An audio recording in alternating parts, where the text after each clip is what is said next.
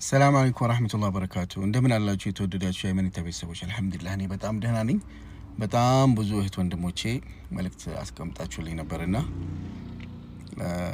በአንዳንድ ጉዳይ መምጣት አልቻልኩም፣ መልስ መስጠት አልቻልኩምና በዚህ ሁለት ቀን እስኪ ያሉትን ነገሮች ሊያቸው ከህግም አንፃርም ከብዙ ነገር አንፃር ማየት ስለነበረብኝ ልቆይቼ ያለሁኝ ለዛ ይቅርታ ጠይቃለሁኝ። በመቀጠል እንግዲህ እንደምታዩት የአንድ እህታችን ቤት ላይ አይመን 10 ሚሊዮን ብር በላ ተብሎ ስሜ በጣም በሚገርም ሁኔታ ተነስቷል። በጣም የሚያሳዝን እጅግ በጣም እውነታ ያለው አንድ ሰው ወይ አንድ ግሩፕ ጋር ሳይሆን የሁለቱንም ግሩፕ መስማት ስለሚያስፈልግ እንግዲህ ነገሩን ነግራችኋለሁ ማለት ነው።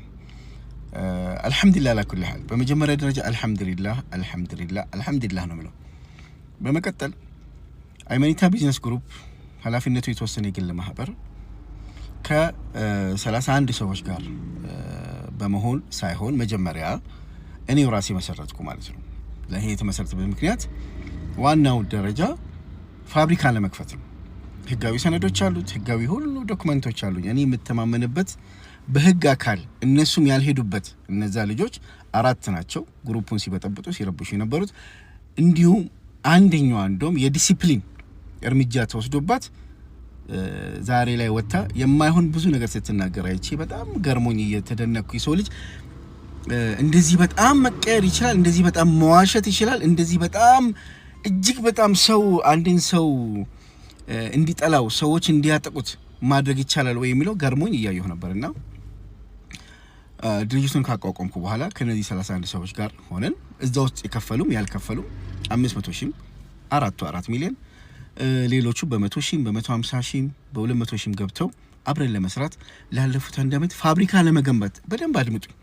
ቤት ለመገንባት አይደለም ፋብሪካ ለመገንባት ስንት ጊዜ ይፈጃል? ቤት ለመገንባት 1 አመት 2 አመት የሚፈጀው ፋብሪካ ለመገንባት እኮ ከ1 አመት ከ3 አመት ይፈጃል። ዝም ማሽን ይታዘዛል። ማሽን ሲታዘዝ እኮ ከሱቅ ሄደን ማሽን አንገዛም። ማሽን ሲታዘዝ ማሽን ለመስራት ቢያንስ በትዕዛዝ ደረጃ እንኳን 8 ወር እንደኔ ፕሮጀክት ማሽን 8 ወር 1 አመት ይፈጃል። በትንሹ 6 ወር 3 ወር ይላችኋል፣ ግን አያመጡላችሁም። በ6 ነው በ3 ወር ስለማቀው ገበያ ጥናት ያስፈልጋል። ፊዚቢሊቲ ማጥናት ያስፈልጋል። ጥናት ማጥናት ያስፈልጋል። ወጪ ኪሳራ ወጪ ትርፍ ማስላት ያስፈልጋል። መሬት ደግሞ ያስፈልጋል። መሬት ሲያስፈልግ ደግሞ ፋብሪካ ስትገነቡ እንደ ሪል ስቴት መሬት ዝም ብላችሁ ገዝታችሁ መገንባት አይችልም። በኢንቨስትመንት ነው የምትሄዱት። በኢንቨስትመንት የተመዘገበ ህጋዊ የሆነ የመሬት ፍቃድ ለማግኘት ፕሮሰስ ላይ ያለ ድርጅት መሆኑ ማስረጃዎች አንድ በአንድ አሉኝ። እዚህ ግን ማውጣት አልፈልግም። ማስረጃውን የሚፈልግን በአካል መጥቶ ማህበሩ ላይም አለ፣ ማህበሩ ላይ አላቸው ያቃሉ ያ አለ። በዛ መሰረት መሬታችንን እየጠበቅን ማሽናችንን እየጠበቅን ምክንያቱም ፕሮጀክቱ የ150 ሚሊዮን እናንተ 10 ሚሊዮን ነው የምትሉት አይደል? የ150 ሚሊዮን ብር ፕሮጀክት ጥናታዊ በምሁራን የተጠና በማህተም የተመታ እነሱም የሚያውቁት ነው። ላለፉት 1 አመት ወጪ አይወጣም። ወጪ እኮ ይወጣል፣ ብዙ ወጪዎች ይወጣል። ጉዳይ አይፈጸም፣ ጉዳይ ይፈጸማል። ለብዙ ነገር እኮ ነው የሚከፈለው። እኛ ብሩን አልበላሁም፣ አላጭበረበርኩም። ስራ ያለኝ ነጋዴ ሰው ነኝ።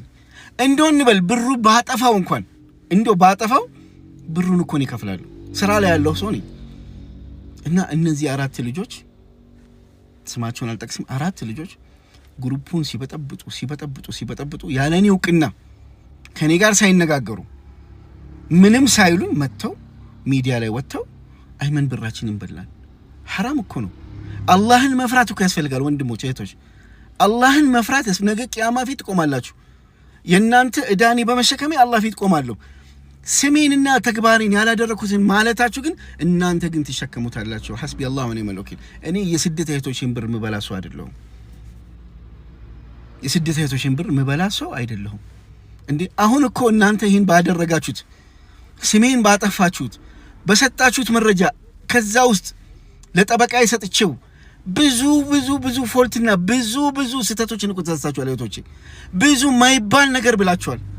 የማይባል በህግ ሊያስጠይቃችሁ የሚችል ነገር እኮ ዘርዝራችኋል። እኔ ግን እናንተ አሳልፌ እሰጣለሁ አላረገውም። ለምን አምናችሁ ብራችሁን ሰጣችሁኝ አብረን እንስራ ብላችሁኝ አብረን እንስራ እንለወጥ ብያችሁ እኔ ወንድማችሁ እንዲያድርግ ተነስቼ ነገ እንዲያድርጓል እንደዚህ አልልም። አንዳንድ ተንኮለኛ በግሩፕ መጥተው የብር ምንጫቸው እንዲጣራ ይሄን እንትን በላቸው አላረግም እንዴ። እህቶቼ ናቸው እኮ ልጆች ሚስት አላቸው እኮ እንደኔ እኔ ልጅ አለኝ ሚስት አለኝ እንዴ። ብሩ ጥንቅር ብሎ ይቀር እንጂ እኔ እህቴ እንዴ እኔ እስርን ምናምን እኮ አይቻለሁ። እና በስራ ያለ ፕሮጀክት ፋይል እንደሌለው ህጋዊነት እንደሌለው ምንም ስራ እየተሰራ እንደሌለ ተደርጎ ሲቀርብ አጃኢብ ነው።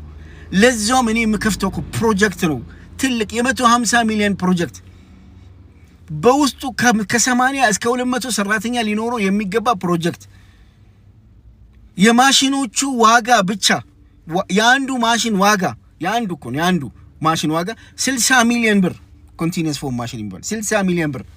ይሄን እኮ ነው የተሸከምኩት። እህቶቼ ግን ሊረዱ አልቻሉም።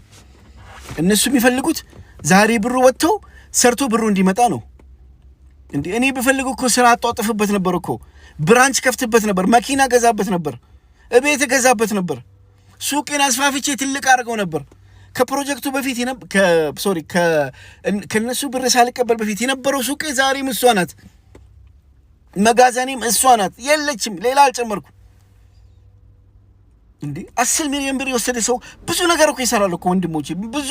ብዙ እቃ ያስመጣል። እስኪ የት ያስመጣሁበት በመረጃ አምጡ። ይሄው መርካቶ ግልጽና ግልብ ነው ያስጨረበርኩት፣ ግልጽና ግልብ ነው። ይምጣ። ከግሩፑ የወጡ ሰዎች ነበሩ። ምንድነው ያደረኩት? መተዳደሪያ ደንብ አለንኛ። ከግሩፑ ሲወጡ ይኸውላችሁ ተስማምተን የገባ ነው። ከግሩፑ ሲወጡ ሼር ሽጦ ነው የሚወጡት። ከሰውኛ አይደለም፣ ሼራቸውን ሽጦ ነው። ሼራቸውን የሚገዛ ሰው ካለ ሼራቸውን ይገዛል፣ ሼራቸውን የማይገዛ ካለ አይመኒታ ይገዛል ብለን ተስማምተን ከወጡት 5 ውስጥ የአንድ ሰው ሲቀር የአራቱ ተገዝቼ የሁለቱ ደግሞ ቢያንስ የ50 እና የ100 ሺህ ብር ብቻ ቀሪ ኖሮብኝ ራሴ እየገዛሁት ራሴ ሼሩን እኔ ራሴ። ሰው ሲያድግ ለምን ደስ አይላችሁም? ሰው ሲሰራ ለምን ደስ አይላችሁም? ሰው ሲለወጥ ለምን ደስ አይላችሁም እንዴ? በጣም እኮ ብዙ ስህተትና ብዙ ውሸት። እኔ መጥቻውን እህቶቼን እነዛ እህቶቼን እንደዚህ ልበል እንዴ? አሁን ለምሳሌ እህቴ ፈዲላ እንደዚህ ልበል፣ ሳዳ እንደዚህ ነው በየ ብዙ መረጃ ላምጣ እናንተን የሚያስጠይቅ ብዙ ታይ። በህግ አንፃር እዚህ ሰዎች እንዲታዘባችሁ ማድረግ እኮ እችላለሁ፣ ግን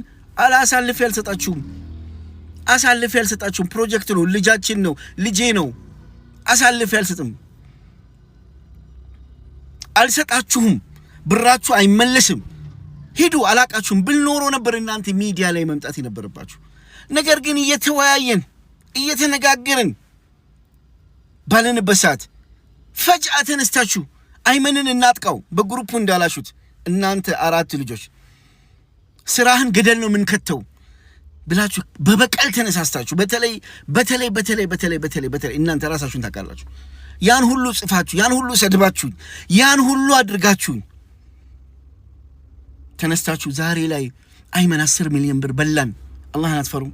ስራ ላይ ያለ ብር ህጋዊ ፕሮጀክትና ወረቀቶች ባሉበት ምንም አልተመሰረተም ተብሎ ይሄ ትክክል አይደለም። በጣም ትልቅ ተሳሳታችኋል እህቶቼ። በጣም የሚዲያ ሰዎች ያላቻቸው ናቸው ያቀረቡት። እነሱ ምንም አያጠፉት ነገር የለም። ምንም አላጠፉም እነሱ። እናንተ ያላችሁን አቀረቡ። እናንተ ግን ያስጠይቃቸዋል፣ በህግ ያስጠይቃቸዋል። ኦኬ አንድ ነገር ልበላችሁ።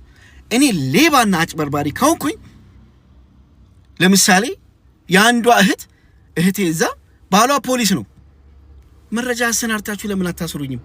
ይኸው እሰሩኝ።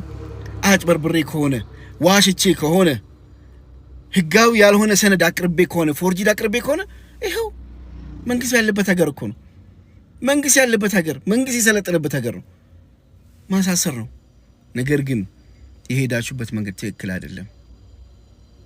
ቁጥር 2 ቪዲዮ መጣላችኋለሁ።